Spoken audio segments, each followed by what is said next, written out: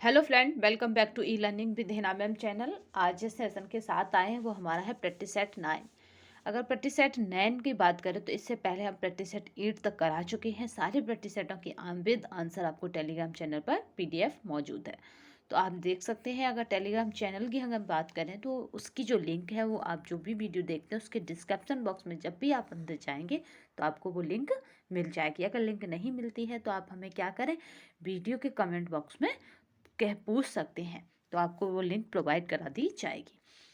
तो आज का सेशन काफ़ी इम्पोर्टेंट सेशन है क्योंकि इसमें इम्पोर्टेंट क्वेश्चन ही आपको नज़र आएंगे जो परीक्षा की दृष्टि से या तो महत्वपूर्ण है या परीक्षा में आए हुए हैं, क्योंकि उन्हीं क्वेश्चनों का समावेश हम लेकर चलते हैं जो तो या तो जो परीक्षा में आए हुए हों या जो परीक्षा की दृष्टि से यानी उसके सिलेबस को देखते हुए महत्वपूर्ण हों। तो चलिए आज का सेशन स्टार्ट करते हैं। स्टार्ट करने से पहले आज के सेशन का मोटिवेशन कोड जो आपको ऊर्जावान रखेगा तथा औरों से बेटर तथा अलग करने के लिए आपको प्रेरित करता रहेगा, क्योंकि हारा वही है जो लड़ा नहीं है और आप हार नहीं सकते, क्योंकि भारतीय क्या है, भारतीय धैर्य के साथ चलते हैं, इसलिए वो हार नहीं सकते हैं। चलिए स्टार्ट करते हैं आज का सेशन जो काफ़ी इम्पोर्टेंट है, क्योंकि शेर बनो सिंहासन की चिंता ना करें, आप जहाँ होंगे सिंहासन वहाँ होगा। ठीक है, क्योंकि अगर आप योग्य होंगे तो योग्यता एक ना एक दिन आपको मिल ही जाएगी, ये निश्चित होता है।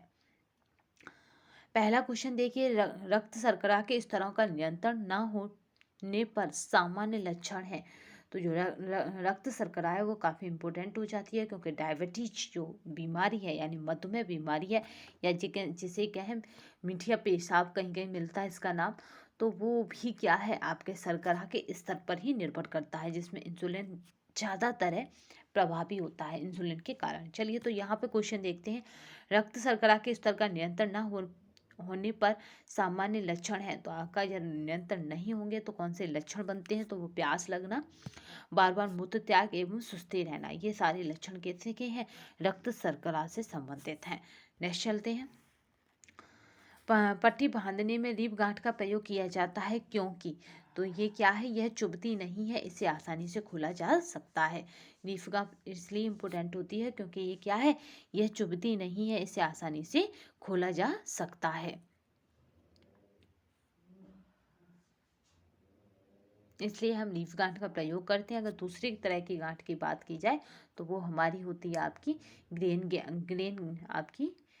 गांठ। ठीक है, पहली आपकी क्या होगी, रीफ होगी, दूसरी होगी ग्रेनी गांठ।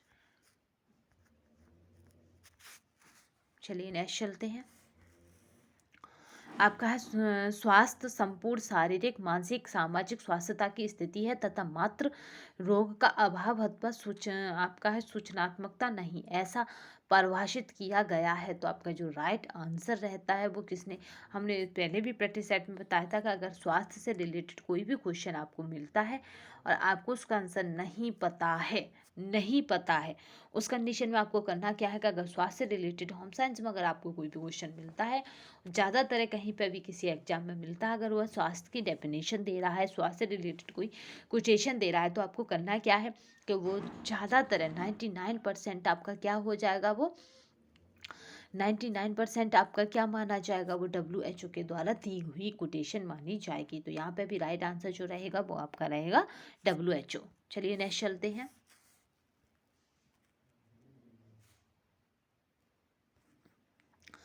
आपका है अंतर्राष्ट्रीय साक्षरता दिवस निम्नलिखित में से कौन सी तारीख को मनाया जाता है। तो अंतर्राष्ट्रीय साक्षरता दिवस की बात करें तो यह आपका रहता है 8, यहाँ पे आपका अंतर्राष्ट्रीय साक्षरता दिवस होता है 8 सितंबर।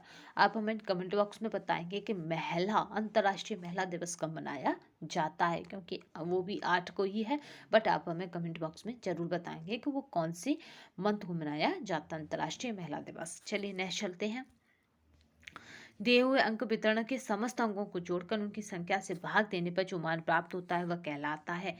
यानी जब हम क्या करते हैं, जब हम सिग्मा एक्स बटे एन करते हैं तो वो हमारा क्या कहलाता है, सिग्मा एक्स का मतलब होता है टोटल वैल्यूज़, एन का मतलब होता है to number of the values, यानी कितनी बार कितने नंबर हैं हमारे पास।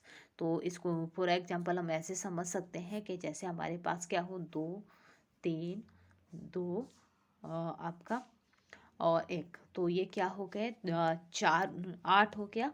8 और इनको हमें क्या करना है, 1 1 2 3 4, तो ये 4 है, तो इस तरह हम इन्हें डिवाइड कर देंगे, 4 दूनी 8, तो इसका जो मीन आएगा, जो मध्यमान वितरण होगा वो 2 होगा।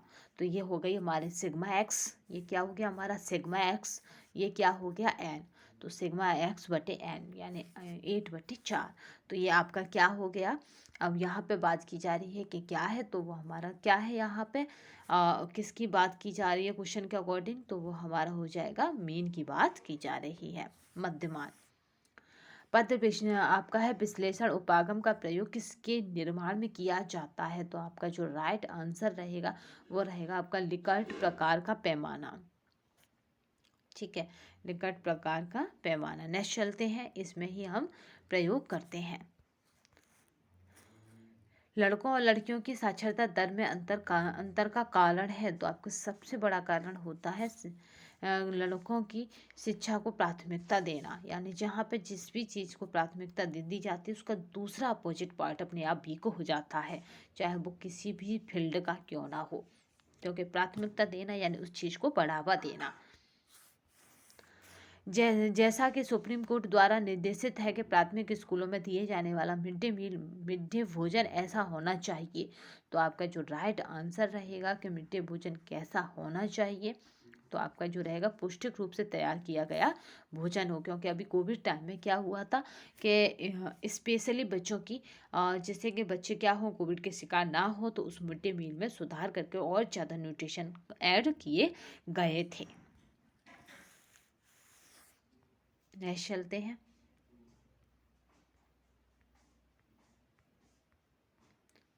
आपका है डोमेस्टेशन के उद्देश्य में निम्नलिखित में से किसका उपयोग किया जा सकता है, तो आपका जो राइट आंसर रहेगा वो रहेगा आपका एक्जीविक्ट का।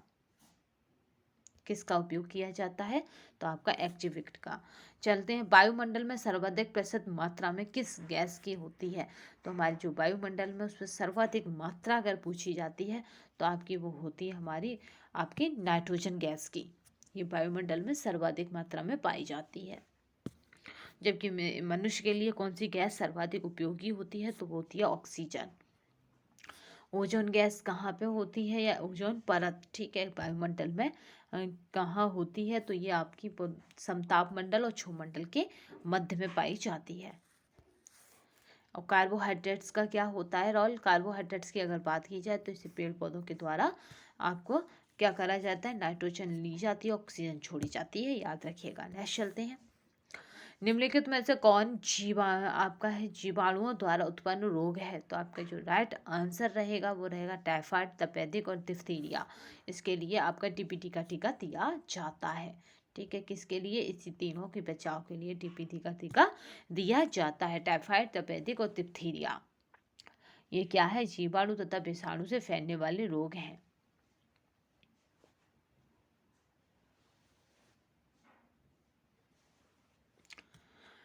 यहाँ पे क्या है, जीवाणुओं द्वारा उत्पन्न रोगों की बात की जा रही है, तो ये हमारे हो जाएंगे। अगर हम बात करते हैं यहाँ पे किसकी, विषाणु की, तो वो हो जाता हमारा पोलियो आपका, ठीक है, और रेबीज हो जाता, एड्स हो जाता और हेपेटाइटिस हो जाता। नेक्स्ट चलते हैं, आपका एरिथ्रोपाइटिन का मुख्य भाग डॉट डॉट द्वारा स्रावित होता है, तो जो आपका राइट आंसर रहेगा कि किसके द्वारा, तो वो हमारा है किडनी यानी वृक्क के द्वारा स्रावित होता है।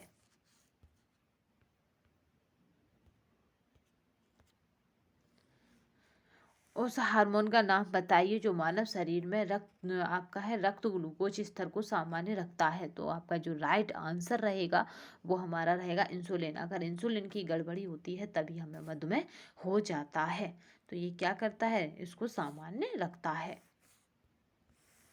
निम्नलिखित में से आपका है अग्नाशय का कौन सा स्राव सीधे रक्त में प्रवेश कर जाता है, तो जब हम हार्मोन्स पढ़ेंगे तब इसको पूरा डिटेल में पढ़ेंगे कि कौन सा स्राव है जो सीधे हार्मोन्स मतलब रक्त में प्रवेश करता है, तो वो हमारा रहता है इंसुलिन।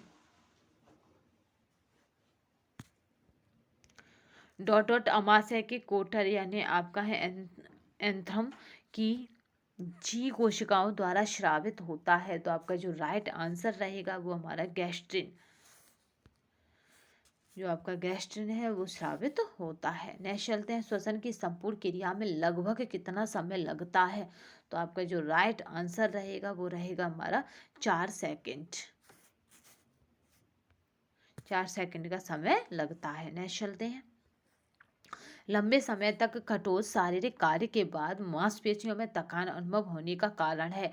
तो मांसपेशियों में तभी थकान होती है जब क्या होता है, एक अम्ल है उसका जमाव हो जाता है। तो वो हमारा होता है लैक्टिक एसिड में संचयन। आपको मैं हर बार करा चुकी हूँ, तो आपका क्या हो, एकदम जो आपको क्वेश्चन कराए जा रहे हैं उनमें एक और आपको चीज़ याद रखनी है कि यहाँ पे आपको रटना नहीं है, केवल और केवल आपको देखना है और सुनना है। क्योंकि देखने के साथ साथ आप सुनेंगे भी तो वो चीज़ आपके क्या है, स्मृति में बैठ जाएगी, यानी आपके मतलब मस्तिष्क पे इस तरह छप जाएगी कि आपको जैसे ही क्वेश्चन नजर आएगा आपकी उंगलियां उधर ही आंसर की तरफ अपने आप मूवमेंट कर जाएंगी। तो लैक्टिक एसिड में संचयन। नेक्स्ट चलते हैं, आपका है लैक्टोमायोग्राफी की पद्धति को किसका माप करने के लिए प्रयोग किया जाता है। तो आपका जो राइट आंसर रहेगा वो है मांसपेशियों में होने वाली वैद्युत घटना को। ठीक है, आपका जो राइट आंसर रहेगा वो रहेगा बी। नेक्स्ट चलते हैं, ये जो पीडीएफ है आपको वेदांत टेलीग्राम चैनल पर मिल जाएगी, तो परेशान होने की आवश्यकता नहीं है। इससे पहले जितनी भी हमने प्रैक्टिस सेट कराए हैं उन सबकी पीडीएफ आपको वेदांत टेलीग्राम चैनल पर प्रोवाइड करा दी है। नेक्स्ट चलते हैं, आपका लैक्टेशन वह प्रक्रिया है जिसके द्वारा डॉट दूध द्वारा संश्लेषित और स्रावित होता है। तो आपका जो राइट आंसर रहेगा वो है स्तन ग्रंथियाँ। ठीक है, इन्हीं के द्वारा दूध स्रावित होता है। 2 वर्ष की अनन्या किसी भी 4 पैर वाले प्राणी को डॉगी कहती है। वह भाषा त्रुटि कर रही है जिससे कहते हैं। तो आपका जो राइट आंसर रहेगा, यानी उसने 2 पैर जिसके देखे वो उसी को डॉगी कहती है। तो ये हो जाता है ओवर एक्सट्रेशन। ठीक है, क्योंकि उसको क्या है, अधिक व्यापी, यानी उसने क्या करा है, ज़्यादातर डॉगियों को ही देखा, उसके अलावा उसने किसी और जीव को देखा नहीं है। इसलिए उसका क्या है कि जैसे ही उसे 4 पैर वाले जानवर मिलते हैं तो वो उसे डॉगी कहने लगती है। आपका है एंडोफार्मिक व्यक्ति होते हैं। तो आपके जो एंडोफार्मिक व्यक्ति होते हैं ये हमारा साइकोलॉजी से रिलेटेड है। वो होते हैं छोटे और आपके छोटे और मोटे कद के। ठीक है, छोटे होते हैं और मोटे होते हैं, यानी रसगुल्ला टाइप के होते हैं वो व्यक्ति। इस तरह से याद रखिएगा, एंडोफार्मिंग यानी अंडे की तरह। एंडोफार्मिंग यानी अंडे की तरह छोटे और मोटे। नेक्स्ट चलते हैं, बच्चों के बौद्धिक विकास का क्रम संबंधित है। तो आपका जो राइट आंसर रहेगा कि किससे संबंधित है बौद्धिक विकास का क्रम, तो वो है आपका है अतिरिक्त से निश्चित की ओर। ठीक है, क्योंकि यहाँ पे निश्चितता तो है कि बच्चे का विकास किस स्टेज में कितना हो जाता है। क्योंकि जब जब भी हम साइकोलॉजी की थ्योरी पढ़ते हैं, संज्ञानात्मक कॉग्निटिव डेवलपमेंट थ्योरी, तो वहाँ पे बताया जाता है कि बच्चे का विकास किस एज में कितना हो जाएगा। जिसमें जीन पियाजे की चारों जो स्टेज हैं वो काफ़ी इम्पोर्टेंट है, जिन्हें सेंसरी मोटर आपका और मोरल नैतिकता, इस तरह से उसकी जो भी वो है स्टेज वो काफ़ी महत्वपूर्ण है। बट वो किस पे रिलेटेड है, बच्चे के बौद्धिक विकास पर, कॉग्निटिव डेवलपमेंट थ्योरी पर। चलिए नेक्स्ट चलते हैं, ब्रेल भाषा किनके द्वारा प्रयोग की जाती है। तो जो अगर हम ब्रेल लिपि की बात करें या ब्रेल भाषा की बात करें तो तो यहाँ पे जो राइट आंसर हो जाएगा आपका, वो हो जाएगा यहाँ पे सुन बोलना लिखा है, देखने में कमी, सुनने में कमी। तो यहाँ पे जो राइट आंसर होगा वो हमारा होगा इनमें से कोई नहीं। क्योंकि अगर ब्रेल लिपि की बात की जाए तो ब्रेल लिपि में क्या है, अंधे लोगों के लिए होती है बेसिकली। जो ब्रेल लिपि है याद रखिएगा, इसमें अंधे लोगों के लिए ये होती है। तो इसमें जो राइट आंसर है वो ये रहेगा। अगर ब्रेल लिपि को यहीं पे समझ लेते हैं, जिससे कि ब्रेल लिपि अगर हमारे साथ कभी भी मिले तो क्वेश्चन गलत ना जाए। क्योंकि ब्रेल लिपि की बात करें तो ये किसके लिए है, अंधे लोगों के लिए है। और इसका नाम ब्रेल क्यों पड़ा, क्योंकि लुइस ब्रेल ने इसको दिया था। लुइस ब्रेल कौन थे, लुइस ब्रेल एक दुर्घटना होने के कारण 4 वर्ष की एज में, यानी लुइस ब्रेल की जब पैदा हुए थे तब रोशनी थी आंखों में, बट एक दुर्घटना हुई थी क्योंकि वो उनके फादर क्या थे, घोड़ा की जो पोशाक बनाते हैं, जिन्हें घोड़ा पहनते हैं, ऐसे वस्त्र बनाते हैं, उनको बनाने वाले थे। तो अपने फादर के साथ वहाँ चले गए जहाँ घोड़ों की पोशाक बनाई जाती थी। तो उन्होंने क्या करा, उस चाकू को अपनी आँख में लगा लिया, या चाकू धोखे से उनकी आँख में लग गया। उसका नहीं ट्रीटमेंट होने की वजह से, यानी एक आँख में चाकू लगा और उस चाकू से जख्म हो गया। फिर क्या हुआ, घरेलू उपचार से हुआ जख्म और बढ़ता गया, और सही ट्रीटमेंट ना मिलने की वजह से उनकी दोनों ही आँखें चली गईं।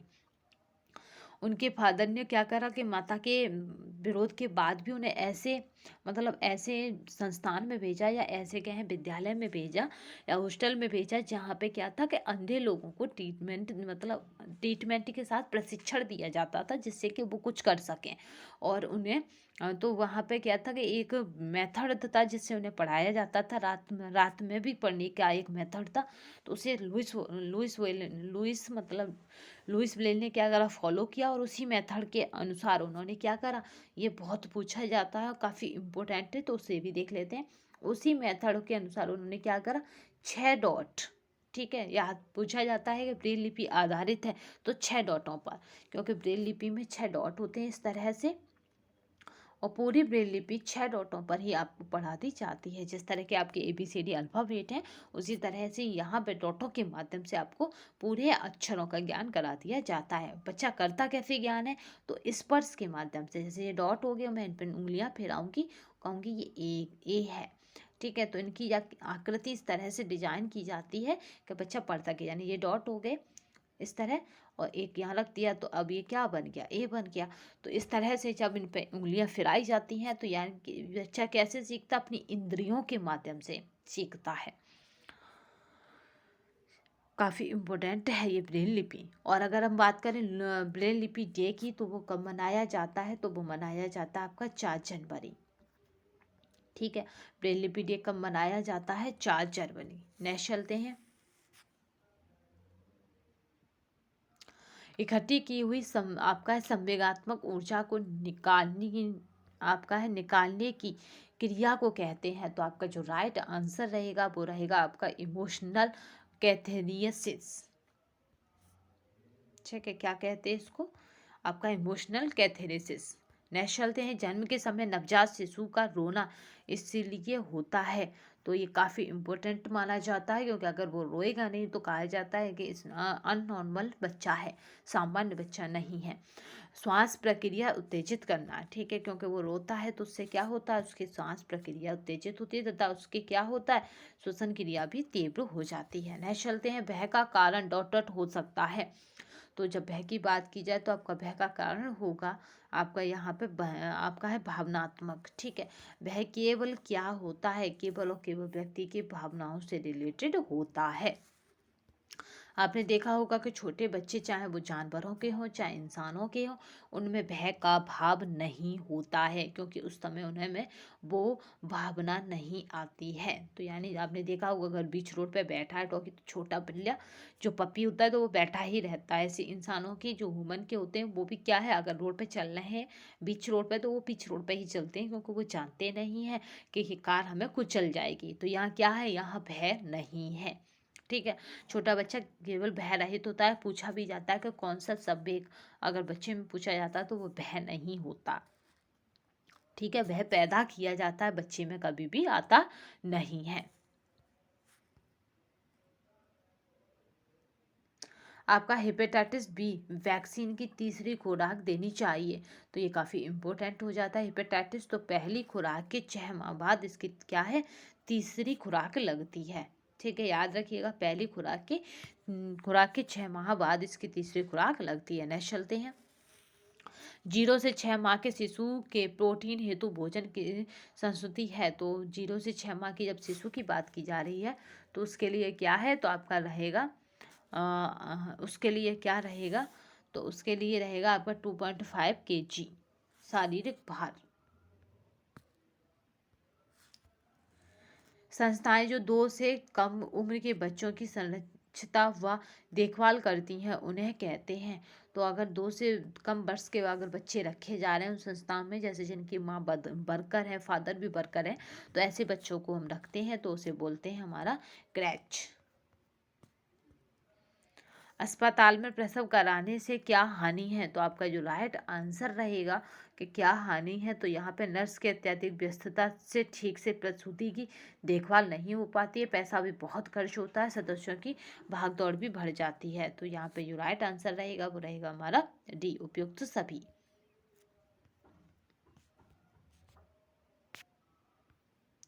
ये सब हो जाता है, मगर फिर भी हमें क्या करना चाहिए, अस्पताल में प्रसव कराना चाहिए, क्योंकि अगर कोई हमारे पास जने नॉर्मल डिलीवरी ना होकर क्या हो, जटिल डिलीवरी हो, यानी तो आपका वो क्या है, वो अस्पताल में ही संभव हो पाती है।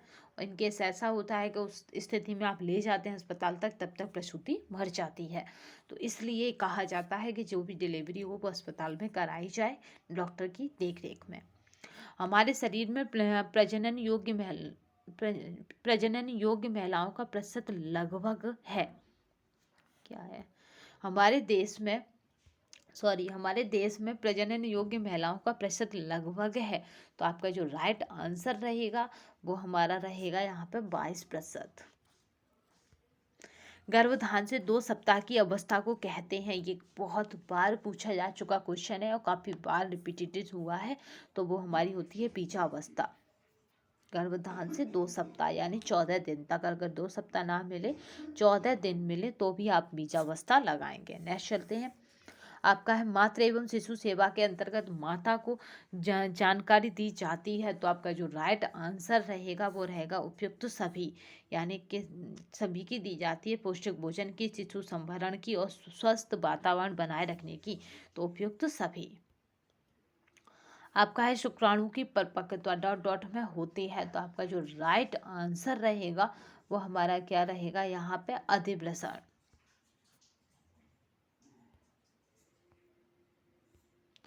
मनोविश्लेषण सिद्धांत का प्रस्ताव किसने दिया था? तो आपका जो राइट आंसर रहेगा वो हमारा रहेगा सिगमंड फ्राइड ने।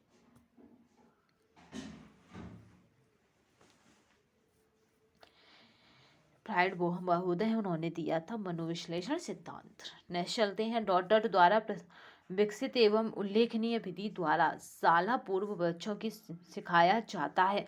तो आपका जो राइट आंसर रहेगा वो हमारा है मॉन्टेसरी द्वारा। आपका जो मारिया मॉन्टेसरी, अगर इनकी बात की जाए तो ये एक डॉक्टर थी, तरह इन्होंने बधिर बच्चों पर अपना कार्य किया था। पर इनका सबसे बड़ा उल्लेखनीय कार्य ये है कि इन्होंने क्या करा है, मारिया मोंटेसरी ने, कि इन्होंने क्या करा था, जो 5 इंद्रियां हैं हमारी, आंखें, हाथ, जीभ, इनके माध्यम से बच्चों को इन्होंने शिक्षा के प्रयोग यानी शिक्षा को सिखाने पर बल दिया था, मारिया मोंटेसरी की। अगर फ्राइड की बात, फ्राइड नहीं, यहाँ पे अगर वो होते फ्रोबल महोदय, तो आपका क्या हो जाता, फ्रोबल महोदय ने क्या है, खेल पद्धति पर आधारित शिक्षण पद्धति पर बल दिया है। और मारिया मोंटेसरी ने आपके इंद्रिय जनित शिक्षा पर अधिक बल दिया है। ये क्या करती थी, जैसे बच्चे को खट्टा कैसा होता है, यानी खटाई पढ़ा रहे हैं, तो उसे चाक के उसकी जीभ पर कटाई रख के बताएं और उससे पूछे कि अब स्वाद आपको कैसा लगा, यानी उसकी इंद्रियों का भी प्रयोग करा जाए ज्ञान सिखाने में। यानी बच्चे को इन्होंने निष्क्रिय नहीं रखा, इन्होंने क्या करा है, बच्चे को सक्रिय रखने की बात कही है शिक्षण समय में। नेक्स्ट चलते हैं, 50 से 65 वर्ष के बीच आयु वर्ग के व्यक्ति को सबसे अधिक समस्या हो सकती है। तो आपका जो राइट आंसर है वो समाचार पत्र पढ़ने में। स्कूल जाने की उम्र में सामाजिक समूह में डॉट डॉट बच्चे होते हैं। तो आपका जो राइट आंसर रहता है समान लिंग और मिलती जुलती उम्र के।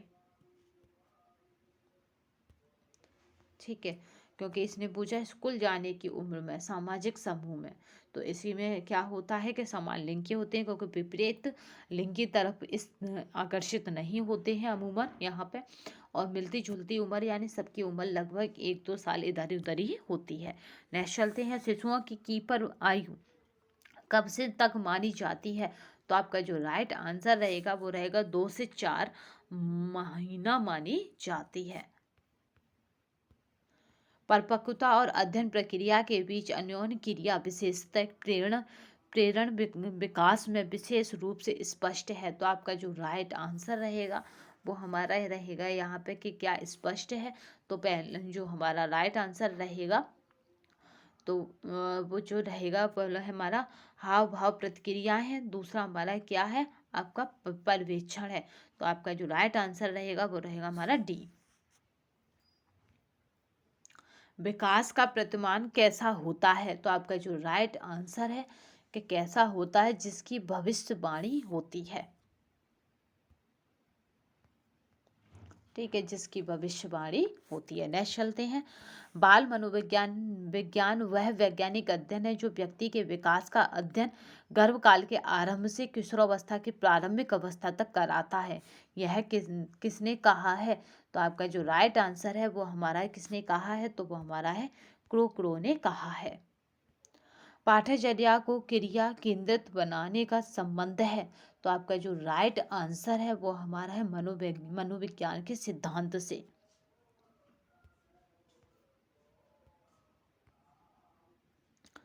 आपका है बार्श विधि द्वारा निम्न कार्य किया जा सकता है। तो आपका जो राइट आंसर रहेगा वो हमारा कौशल मूल्यांकन किया जा सकता है।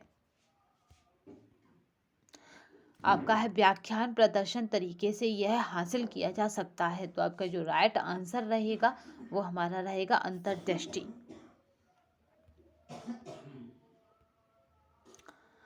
ICDS परियोजना किस वर्ष आरंभ की गई? वह है, तो आपकी जो बहुत मोस्ट इम्पोर्टेंट है ICDS, तो वो योजना किस वर्ष आरंभ की गई है? तो वो 1975 यानी 1975 में आरंभ की गई। ICDS मुख्यतः किसके लिए काम करती है? बच्चों और महिलाओं के लिए काम करती है। प्रत्येक सामुदायिक विकास खंड में कितने प्राथमिक स्वास्थ्य केंद्र होते हैं? तो आपका जो राइट आंसर रहेगा वो हमारा रहेगा यहाँ पे 7 स्वास्थ्य केंद्र होते हैं। ICDS में पूर्व विद्यालय को उपलब्ध कराए गए अनुपूरक पोषण में डॉट उपलब्ध कराना चाहिए। तो आपका जो राइट आंसर रहेगा वो हमारा क्या उपलब्ध कराना चाहिए? तो वो हमारा यहाँ पे राइट आंसर जो रहेगा वो रहेगा 300 कैलोरी से 8 ग्राम प्रोटीन उपलब्ध कराना चाहिए। नेक्स्ट चलते हैं। आपका है अभिवृत्तिजनक परिवर्तन से संबंधित संदेशों को श्रेष्ठता से चित्रित किया जा सकता है किसके द्वारा? तो आपका जो राइट आंसर रहेगा कि किसके द्वारा? तो यहाँ है पोस्टरों के द्वारा। तभी आपने देखा होगा बड़े बड़े जो पोस्टर लगाए जाते हैं गवर्नमेंट की स्कीमों के, वो काफ़ी बड़े बड़े तथा एक क्या होता है उनमें संदेश छुपा होता है, जिसे पोस्टर के माध्यम से चित्र और प्लस उसके नीचे आपको क्या होता है टेस्ट मिलता है, यानी उसके नीचे लिखा मिलता है, उससे हमें और स्पष्ट उसे कराया जाता है। ग्रामीणों को शिक्षित करने की सर्वोत्तम विधि है। तो आपका जो राइट आंसर रहेगा वो हमारा रहेगा नाटक। तभी आपने देखा जो नुक्कड़ नाटक होते हैं वो इसी कॉन्सेप्ट पर आधारित होते हैं, क्योंकि गली गली में जाकर क्या करना होता है, उन्हें प्रेरित करना होता है। अभी कोविड के टाइम पर भी ये हुआ था, तो नुक्कड़ नाटक जो है यहाँ पे नुक्कड़ नाटक होता तो भी वही होता। ठीक है, तो नाटक क्या है? विजुअल भी है और देख भी सकते हैं और सुन भी सकते हैं। उससे क्या होता है, ग्रामीणों को भीड़ में इकट्ठे होने की आदत होती है और वो जल्दी ही क्या होते हैं, सीख जाते हैं नाटक के थ्रू। नेक्स्ट चलते हैं। जो PDF है आपको हम टेलीग्राम चैनल पर प्रोवाइड करा देंगे, तो आपको विद आंसर प्रोवाइड कराई जाएगी। निम्न में से कौन सी समूह संपर्क विधि नहीं है? तो आपका जो राइट आंसर रहेगा वो है खेत एवं गृह भ्रमण। ठीक है, ये क्या है? समूह संपर्क विधि नहीं है। एक एक्सटेंशन कार्यक्रम की योजना बनाने के लिए एक परस्पर संवादात्मक PLA उपकरण। तो आपका जो राइट आंसर है वो हमारा क्या रहेगा? PLA उपकरण वो रहेगा हमारा मौसमी आरेखन। ठीक है, वो हमारा क्या है? मौसमी आरेखन। नेक्स्ट चलते हैं। गृह विज्ञान के प्रमुख क्षेत्र हैं। तो आपका जो राइट आंसर है वो हमारा है यहाँ पे क्या क्षेत्र हैं? तो 5 क्षेत्र हैं गृह विज्ञान के। प्रसार शिक्षा का सफल निरीक्षण के क्या प्रदान करता है? तो आपका जो राइट आंसर है क्या प्रदान करता है? तो वो यहाँ पे हमारा गुणात्मक वृद्धि और परिमाणात्मक वृद्धि दोनों ही प्रदान करता है। कला के तत्व होते हैं। तो आपका जो राइट आंसर रहेगा वो रहेगा हमारा 7 तत्व होते हैं कला के। प्राग वर्ण चक्र में 3 वर्ण आपस में एक समान दूरी पर रहते हैं, उन्हें कहते हैं। तो जब 3 वर्ण आपस में एक समान दूरी पर रहते हैं तो उसको बोलते हैं हमारा आपका है त्रिक। याद रखिए 3 3 त्रिक। त्रिशूल की तरह है, इस तरह तीन। ठीक है, नेक्स्ट चलते हैं। आपका है डिजाइन। आपका डेवलपमेंट प्रक्रिया के दौरान प्रोग्रामिंग आपका प्रोग्राम प्रोफिक्स यानी डिजाइन पूर्व फेज के लिए निम्नलिखित लागू होते हैं। तो आपका जो राइट आंसर रहेगा वो हमारा एनालिसिस काइस लागू होते हैं। नेक्स्ट चलते हैं।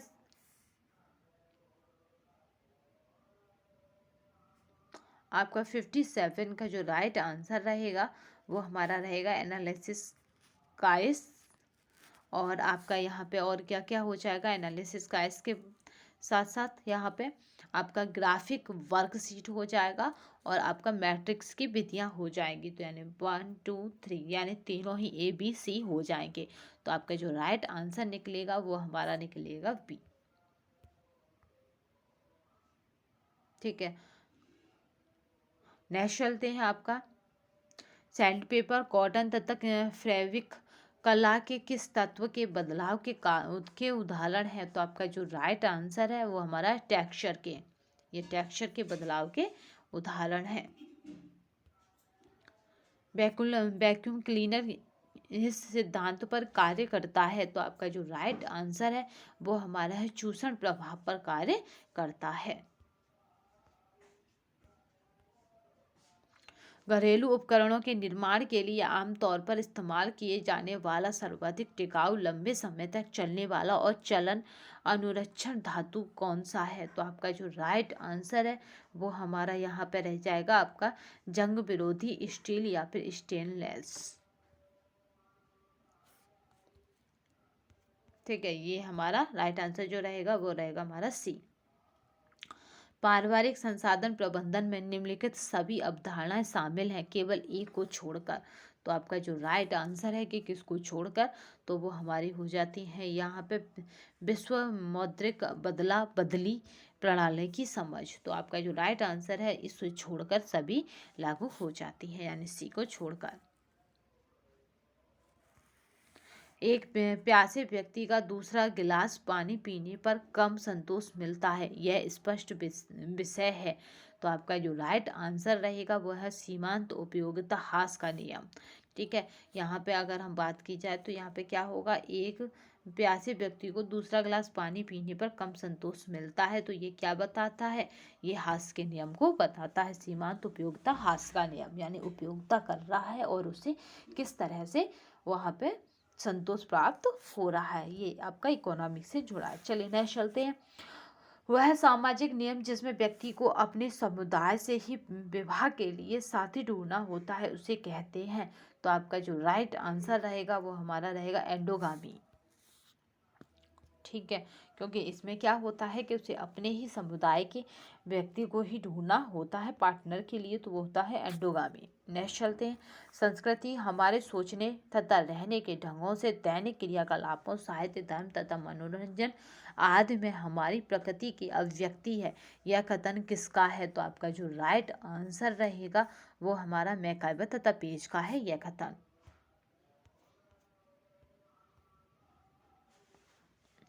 नेक्स्ट चलते हैं। आपका है परवरिश की शैली जो बालक पर अभिभावक का प्रभुत्व दर्शाती है उसे कहा जाता है। तो आपका जो पूरी परवरिश की शैली है वो पढ़ाएंगे क्योंकि चार उसमें डिवाइड है ये, तो उसे कहा जाता है, तो वो हमारी हो जाती है आपकी निरंकुश शैली। उपभोक्ता संरक्षण अधिनियम 1986 का आरंभ और विस्तार हुआ है। तो आपका जो राइट आंसर रहेगा वो रहेगा इसका विस्तार जम्मू एवं कश्मीर राज्य के अतिरिक्त संपूर्ण भारत में है। ठीक है, जम्मू और कश्मीर में क्या था, अभी हुआ है विस्तार, जब से जम्मू और कश्मीर को क्या है 300 धारा कौन सी हटाई गई है, आपको याद रखना है 370 हटाई गई है, यानी विशिष्ट राज्य का दर्जा अब जम्मू कश्मीर में नहीं रहा है। तब से क्या है कि ये जम्मू कश्मीर में भी लागू हो गया है।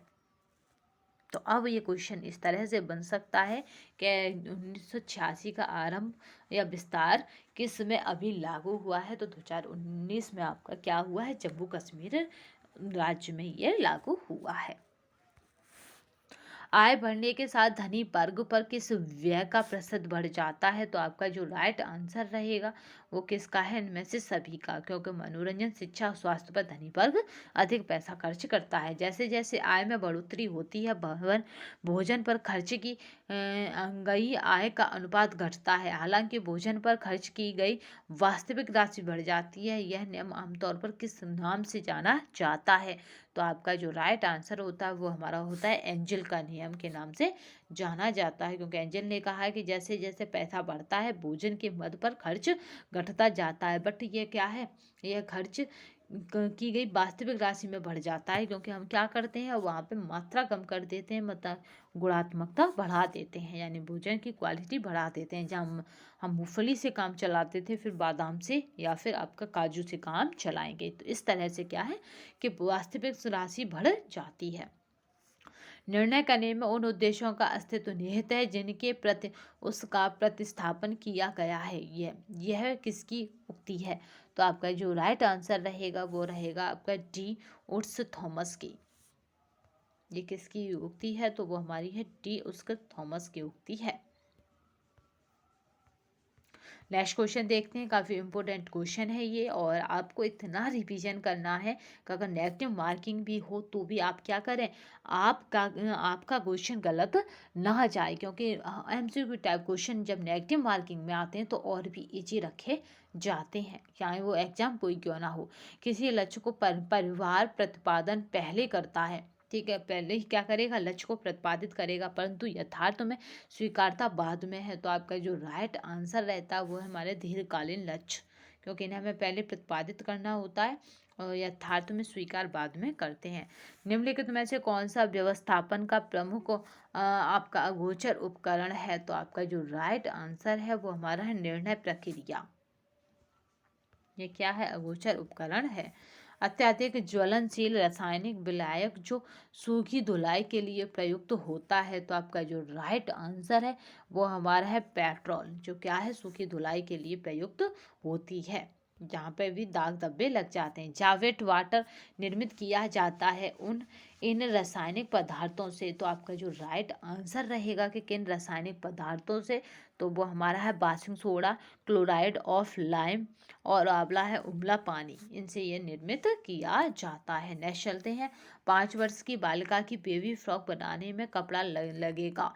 ये हर बार रिपीट हुआ है और बहुत ज़्यादा रिपीटेड वाला क्वेश्चन है, तो याद रखिएगा कितना कपड़ा लगेगा उसकी बेबी फ्रॉक में। तो वो हमारा होता है यहाँ पे बात की जाए तो वो होता है हमारा 1.25 मीटर, ठीक है, 1.25 मीटर कपड़ा लगेगा। नेक्स्ट चलते हैं, वह प्रक्रिया जिसमें कोई व्यक्ति ड्रेस कार्य का उपयोग करके कपड़े का नमूना काटता है। तो आपका जो राइट आंसर रहेगा वो हमारी रहेगी ड्रेसिंग, जिसमें क्या करता है वो ड्रेस कार्ड का उपयोग करके नमूना काटता है।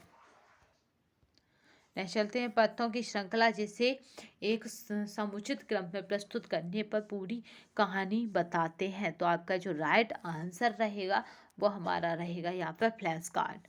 इसे समुचित उपयोग करते हैं ना, 1 2 इस तरह से लगाते जाते हैं, और जब भी हमें कहानी के थ्रू किसी को टीचिंग करनी होती है तो हम फ्लैश कार्ड का यूज करते हैं, कार्ड दिखाते जाते हैं और उस से संबंधित हम क्या करते हैं, कहानी बताते जाते हैं। चलिए नेक्स्ट क्वेश्चन देखते हैं, पत्तों की श्रृंखला जैसे एक ये निश्चित है, बच्चों के वस्त्रों के लिए कपड़े में निम्न गुण होना चाहिए, क्योंकि बच्चे के कपड़े जब हम लेते हैं तो हमें ध्यान रखना चाहिए चिकना तथा अधिक सूखने की शक्ति हो, क्योंकि बच्चे कपड़े गीले बहुत करते हैं। आपका है नवोन्मेषी उद्यमी, आपका उद्यमी शुरुआती दौर में विशेष चुनौती का सामना करते हैं। तो आपका जो राइट आंसर रहेगा वो रहेगा आपका है प्रभावी पूंजी जुटाने में।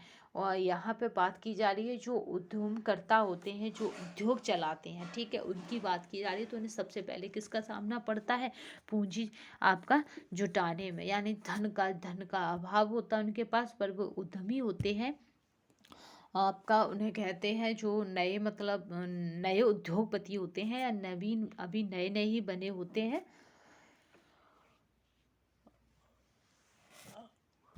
जिस तरह आपके कौन है मुकेश अंबानी थे, और इस तरह से मतलब तो उन्हें किसका शुरू में अभाव रहता है, तो वो रहता है पूंजी जुटाने में विशेष चुनौती का सामना करना पड़ता है। नेक्स्ट चलते हैं। आपका है समनम किसका नाम है, तो आपका 79 का जो राइट आंसर रहेगा वो याद रखिएगा मलमल कपड़े का, ठीक है, उसका नाम है शबनम। आपकी पड़ोसन का नाम ना होकर किसका नाम है, मलमल के कपड़े का नाम है। नेक्स्ट चलते गंधक रंजक उपयुक्त होते हैं। आपको पता है रेशम भी कभी कभी नाम रख दिया जाता है, तो वो रेशम नाम क्या है, रेशे का नाम है। गंधक आपका है रंजक उपयुक्त होते हैं, तो आपका जो राइट आंसर है वह है आपका किसके लिए, तो वो हमारा है सूती के लिए। जब किसी रेशे को अम्लीय व क्षारीय दोनों प्रकार के रंजकों द्वारा रंगा जाए तब उस रेशे को कहते हैं, तो आपका जो राइट आंसर रहेगा वह धर्मी रेशा। कलमकारी डॉट डॉट प्रकार की छपाई है, तो आपका जो राइट आंसर है वो हमारा उन्मुक्त छपाई है, कलमकारी। कंधे पर से उतरने के उपरांत कपड़ों को कोई गीली या सूखी परिसज्जा ना दी जाए तो उसे कहते हैं, तो जब हमने कंधे से उतार लिया कपड़ा और कोई भी परिसज्जा नहीं दे रहे उसे, तो ग्रे गुड्स कहते हैं। ये बहुत बार पूछा गया कि कपड़े से उतरा हुआ यानी करघे से, यानी जो बीम पड़ा होता है जिस पर कपड़ा बुना जाता है, करघे से उतरने के बाद कपड़े को क्या कहते हैं, तो ये होता हमारा ग्रे गुड्स। आपका है ब्रोकेड बना होता है, तो आपका जो ब्रोकेड है ये बना होता है आपका सोना व चांदी दोनों का बना होता है ब्रोकेड। नेक्स्ट चलते हैं। तो कामों की श्रृंखला जो एक रेशे में क्षैतिज रूप से पिरोई जाती है डॉट डॉट कहलाती है, तो आपका जो राइट आंसर रहेगा वो कहलाती है बाना, क्योंकि ये क्या है, पुरोई जा रही है।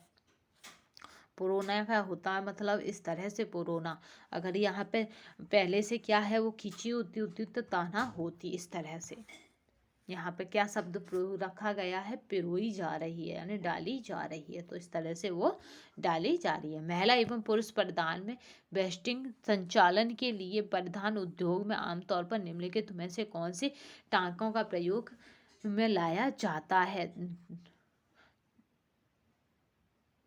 तो यहाँ पे जो राइट आंसर रहेगा वो हमारा रहेगा यहाँ पे वर्ग 100।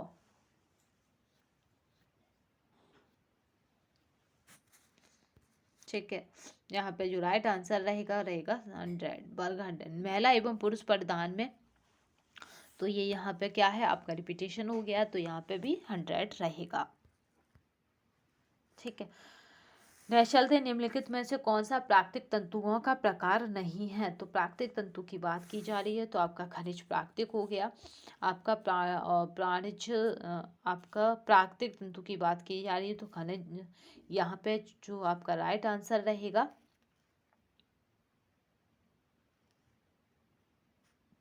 यहाँ पे जो आपका राइट आंसर रहेगा, जो पादप होते हैं वो पेड़ पौधों से कहा जाता है। खनिज जो होते हैं वो खदानों से प्राप्त होता है, ये भी प्राकृतिक रेशा है, यानी आपका एस्बेस्टस इसमें आ जाएगा। और वनस्पति भी क्या है, एक प्राकृतिक रेशा है। मगर प्राणिज्य क्या है आपका जानतव्य रेशा है। प्राणिज्य तंतु क्या है आपका जानतव्य रेशा। इसने कहा है कि प्राकृतिक तंतुओं का प्रकार नहीं है, तो वो हो जाएगा प्राणिज्य तंतु। जैसे आपका ऊन हुआ और रेशम हुआ, ये क्या है, ये प्राणियों से प्राप्त होते हैं, यानी जानवरों से यानी जीव से प्राप्त होते हैं, इसलिए ये प्राकृतिक तंतु तो है, बट ये क्या है, ये क्वेश्चन की थोड़ी सी लैंग्वेज हमें चेंज करनी होगी। प्राकृतिक नहीं होकर यहाँ पे क्या करना है, वनस्पति तंतुओं का प्रकार नहीं है, क्योंकि ये यहाँ पे जो आपका क्वेश्चन है वो सेम आपके टीजीटी पीजीटी आयोग की तरह डाल दिया गया है। क्योंकि जब हम इसका क्लासिफिकेशन पढ़ेंगे तब हमें क्या करना होता है, प्राकृतिक तंतुओं को 2 वर्गों में बांटना होता है, वनस्पति तंतु और जानतव्य तंतु। ठीक है, वनस्पति तंतुओं की ये सारे प्रकार होते हैं जिसमें खनिज तंतु भी आ जाता है। बट अगर जानतव्य तंतु की देखी जाए तो ये भी प्रकृति से ही प्राप्त होते हैं, क्योंकि रेशम का कीड़ा क्या होता है, शहतूत के पेड़ पे होता है और भेड़ें और बकरियां आपके घरों में होती हैं। तो ये सब क्या है, प्रकृति प्रदत्त चीज़ें हैं, बट हमें वनस्पति और जानतव्य दोनों अलग अलग पार्टों में बांटते हैं। तो ये हमें कुल मिला के ये क्वेश्चन को हम क्या करते हैं, यहीं पे बंद करते हैं। बट इसका जो डायग्राम है उस फॉर्मेट को आप देख सकते हैं, पिछले कई वीडियो में पढ़ा है और टेलीग्राम चैनल पर भी पढ़ा है। और अगर आप कमेंट बॉक्स में देंगे कहेंगे तो हम फिर से उसको डिटेल में इसके डायग्राम को समझा देंगे, रेशे के डायग्राम को या फिर आपके तंतुओं के डायग्राम को। नेक्स्ट चलते हैं, निम्नलिखित में से कौन सा एक एकल परिचालक द्वारा एक बार में सैकड़ों कपड़े समाप्त कर सकता है। तो आपका जो राइट आंसर रहेगा वो हमारा रहेगा यहाँ पे टनल फिनिशर।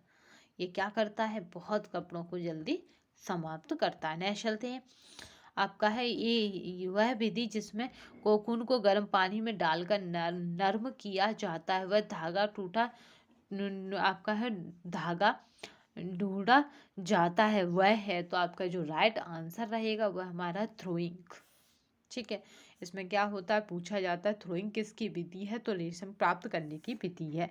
क्या होता है, जो कोकून होता है, जो कीड़ा होता है, उसे गर्म पानी में डाल देते हैं क्योंकि उसका जो सलाइवा है जो लार्वा है वो क्या हो जाता है, बाहर हो जाता है गर्म पानी से, और वो रेशा इस तरह से निकल आता है। क्योंकि रेशा कैसा होता है, कुछ इस तरह से उसके ऊपर जैसे ये कीड़ा है और इसके ऊपर इस तरह से लपेट में होता है रेशम, वो बाहर निकल आता है।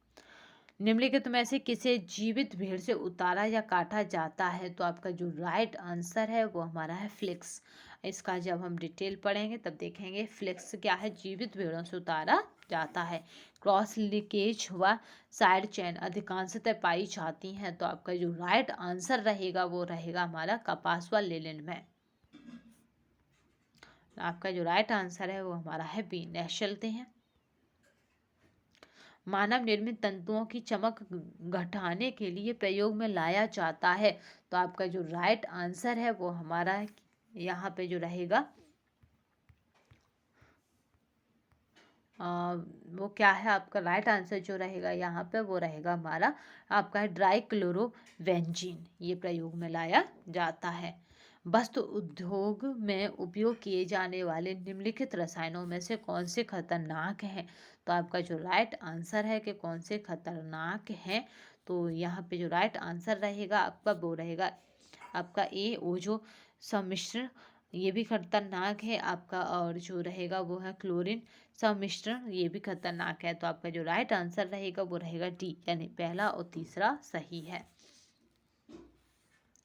आवेरवा का अर्थ है, तो आपका जो राइट आंसर है वो क्या रहेगा यहाँ पे, बहता पानी। ये बहुत बार पूछा गया है, आवेरवा यानी बहता पानी।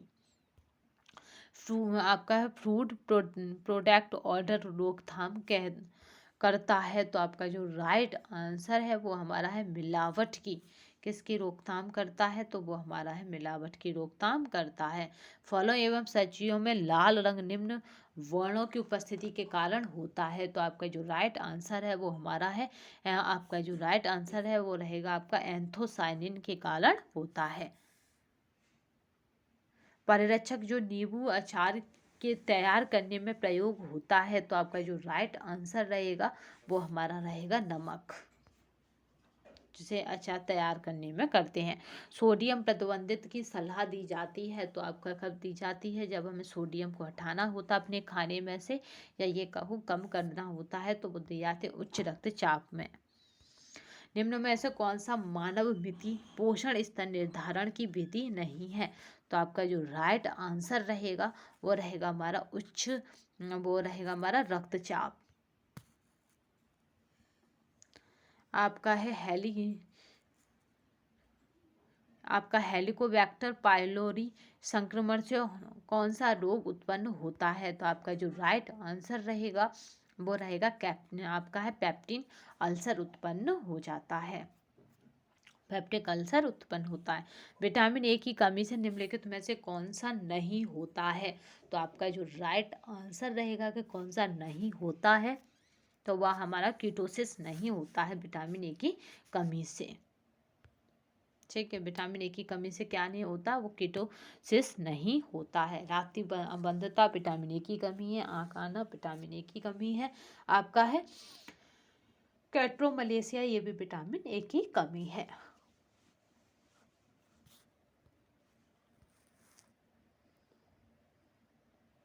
चुनिंदित तत्वों का एक भोज्य पदार्थ जिसमें वह तत्व उपलब्ध नहीं है, वह नहीं है में प्रयोग करना।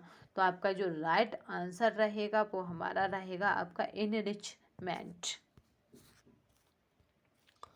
आपका है ORS का पूर्ण रूप क्या है? तो आपका जो राइट आंसर है वो हमारा है ओरल रिहाइड्रेशन सॉल्ट।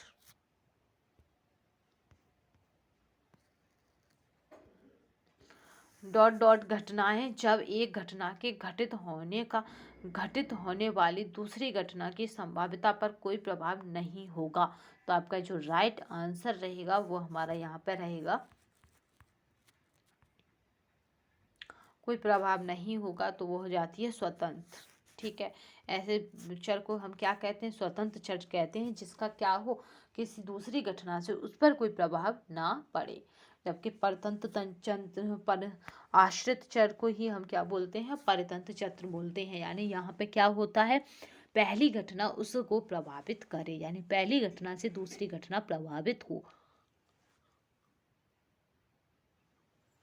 यानी कोई भी हम एक्टिविटी कर रहे हैं उससे कोई ना कोई चीज़ प्रभावित हो, तो वो जो प्रभावित हो रही है वो हमारी आश्रित चर होती है। और स्वतंत्र चर में किसी भी चीज़ का कोई भी प्रभाव नहीं पड़ता।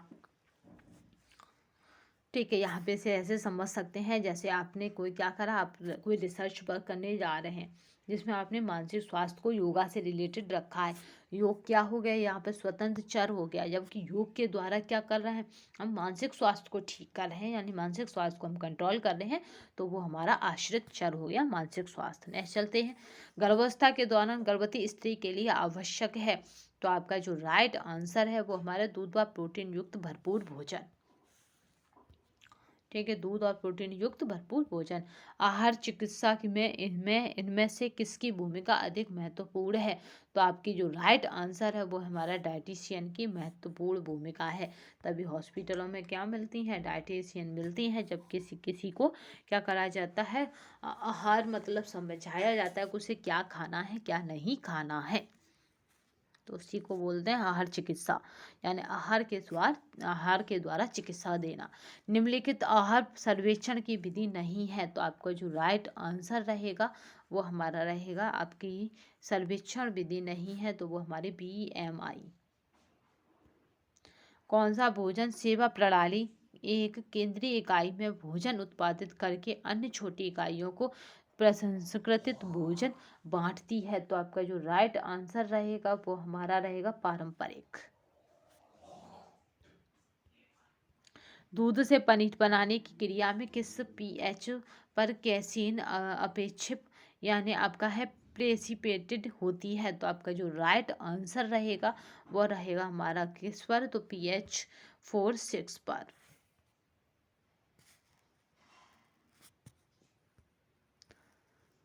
अल्फा टॉक्सिन पाए जाते हैं? तो आपका जो राइट आंसर रहेगा वो पाए जाते हैं मूंगफली में। दालें तथा फलियां किस पोषक तत्व की उत्तम स्रोत हैं? तो आपका जो राइट आंसर रहेगा वो रहेगा हमारा प्रोटीन की।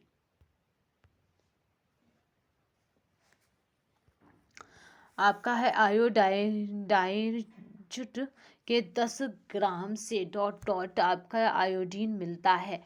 तो आपका जो राइट आंसर रहेगा कितना मिलता है? तो 120 मिलता है। याद रखिएगा किससे पूछा है? 10 ग्राम से।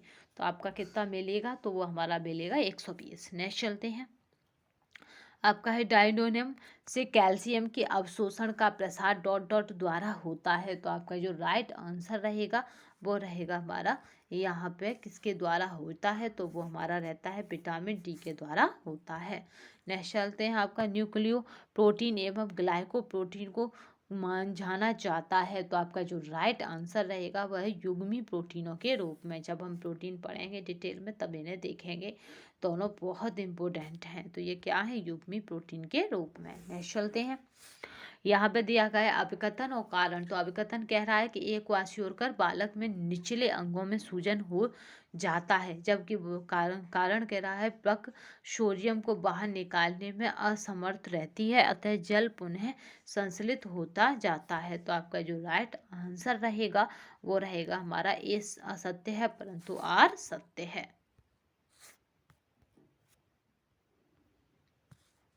ठीक है, आर क्या कह रहा है कि वृक्ष सोडियम को बाहर निकालने में असमर्थ रहती है, अतः अतः जल पुनः संश्लेषित होता जाता है। नेक्स्ट चलते हैं। जो ये पीडीएफ है आपको वेद आंसर टेलीग्राम चैनल पर मिल जाएगी, तो परेशान होने की आवश्यकता नहीं है। मानव शरीर में स्टार्च के पाचन के लिए सर्वाधिक उत्तरदायी एंजाइम है, तो आपका जो राइट आंसर रहेगा वो रहेगा आपका एमाइलेज है सर्वाधिक उत्तरदायी एंजाइम। नेक्स्ट चलते हैं। शरीर का सामान्य चयापचय निम्न में से किसकी कमी से प्रभावित होता है, तो आपका जो राइट आंसर रहेगा वो किसकी कमी से, तो सोडियम की कमी से प्रभावित होता है। निम्नलिखित में से कौन सा सूक्ष्म जीवों आपका खाद्य जनित जहर का कारण, तो आपका जो राइट आंसर रहेगा वो हमारा यहाँ पे रहेगा आपका रहेगा ए और सी। तो यहाँ पे आपका जो है आंसर हो जाएगा ए और सी, तो यहाँ पे राइट आंसर जो होगा वो होगा हमारा डी। नेक्स्ट चलते हैं। कुपोषण मानव शरीर में विभिन्न रक्षा प्रणालियों पर विपरीत प्रभाव डालता है, तो आपका जो राइट आंसर रहेगा वह है उपयुक्त सभी। प्रतिजैवी निर्माण में, आपका फोगोसाइटिक क्रिया में, ऊतक अखंडता में। तो आपका जो यहाँ पर राइट आंसर जो रहेगा वो रहेगा उपयुक्त सभी। ठीक है, कुपोषण मानव शरीर पर इस तरह प्रभाव डालता है। पोषक तत्वों से होने वाली बीमारियों को मिलाइए, तो आपके यहाँ पे पोषक तत्व दिए गए हैं और बीमारी दी गई है, जिसमें से आप एक कॉमन छांटिए। तो आपको कॉमन में कौन मिल रहा है, यहाँ पे आपको सबसे ज़्यादा कॉमन किसको जानते हैं, तो वो हमारा स्कर्वी। स्कर्वी किससे होता है, आप सबको पता है कि विटामिन ए सी की कमी से स्कर्वी हो जाता है। तो एक इसमें भी सब में एक एक है, तो यहाँ पे इस तरह से हमारी मैचिंग नहीं मिली, बट हम क्या करेंगे, फिर कोशिश करेंगे और ये देखेंगे कि आपका है क्रिएटिव मलेशिया। आपका क्रिएटिव मलेशिया क्या है, तो ये यहाँ पे देखिए विटामिन ए की कमी से होता है। तो बी का 4 इसमें भी है, इसमें भी है। तो अब फिर आगे चलेंगे और देखेंगे आपका है एंगुलर स्टेमोटाइसिस। तो यहाँ पे सी का जो राइट आंसर रहेगा वो हमारा है आपका रिबोफ्लोविन की कमी से होता है। तो यहीं पे बस हमारा आंसर मिल गया, क्योंकि यहाँ पे क्या 3 है, यहाँ पे 2 है। तो आपका जो राइट आंसर रहेगा वो रहेगा हमारा डी। इस तरह से हमें मैचिंग को देखना होता है, पर जल्दी के चक्कर में कभी कभी हम हल्के से ट्विस्ट मतलब घुमाव आने पर क्वेश्चन को नहीं कर पाते हैं। चलिए नेक्स्ट चलते हैं। इसका जो राइट आंसर रहेगा वो रहेगा हमारा डी। ये सब आपको विद आंसर टेलीग्राम चैनल पर प्रोवाइड करा दिए जाएंगे। 5 खाद्य समूह पद्धति है, तो आपका जो राइट आंसर है, तो कौन सी पद्धति है 5, तो आपका राइट आंसर है वो है खाद्यान्न, अनाज एवं उत्पाद, दालें एवं फलियां, दूध एवं दूध उत्पाद, फल एवं सब्जियां, वसा एवं चीन। ये सभी क्या है, आपकी 5 खाद्य समूह पद्धतियां हैं। नेक्स्ट चलते हैं। अनाज पकाते समय निम्न में से कौन सा परिवर्तन होता है, तो आपका जो राइट आंसर है वो हमारा है आपका रिट्रोग्रेटेशन परिवर्तन होता है। ठीक है, राइट आंसर जो रहेगा वो हमारा रहेगा सी। नेक्स्ट चलते हैं। वाणिज्यिक सिनेमा घरों में फिल्म प्रेक्षेपणों के लिए उपयुक्त फिल्म का आकार है, तो जो पर्दा होता है वो आपको बताना है। ये बहुत बार पूछा हुआ क्वेश्चन है, तो 5 मिमी का। ठीक है, जो पर्दा होता है उसका आकार। नेक्स्ट चलते हैं। आपका अधिगम और कल्पना है, तो आपका जो राइट आंसर है वो हमारा है मानसिक प्रक्रिया है अधिगम और कल्पना, क्योंकि इमेजिनेशन भी आप मानसिक तौर पर ही कर सकते हैं और अधिगम के लिए भी आपको मानसिक प्रक्रिया से ही गुजरना होता है। तो आई होप आज हमने पूरी श्रृंखला को कंप्लीट कर लिया है। अगले सेशन में हम ऐसी तरह की श्रृंखलाओं के साथ आते रहेंगे। अगर आपने अब तक इस चैनल को सब्सक्राइब नहीं किया है और इस चैनल को लाइक करना ना भूलिएगा, सब्सक्राइब करना ना भूलिएगा, शेयर करना भी ना भूलिएगा। अगर आपने इस चैनल को सब्सक्राइब नहीं किया है तो सब्सक्राइब कर लीजिए तथा बेल आइकन को ऑन कर लीजिए, प्रेस कर लीजिए, क्योंकि उससे होगा क्या, क्योंकि जब भी हमारा लाइव सेशन आएगा तो आपके पास नोटिफिकेशन आ जाएगा। क्योंकि लाइव सेशन का पहले से कोई भी नोटिफिकेशन प्रोवाइड नहीं कराया जा पाता है। तो आप क्या करें कि बेल आइकन को ऑन कर लीजिए तथा चैनल को सब्सक्राइब कर लीजिए कि जब भी हम लाइव होंगे आपके सामने तो आपके पास नोटिफिकेशन आ जाए। तो आज के लिए बस इतना ही। नेक्स्ट वीडियो में आपको फिर मिलेंगे, यानी नेक्स्ट आपको प्रैक्टिस सेट में फिर मिलेंगे। तब तक के लिए धन्यवाद। वंदे मातरम।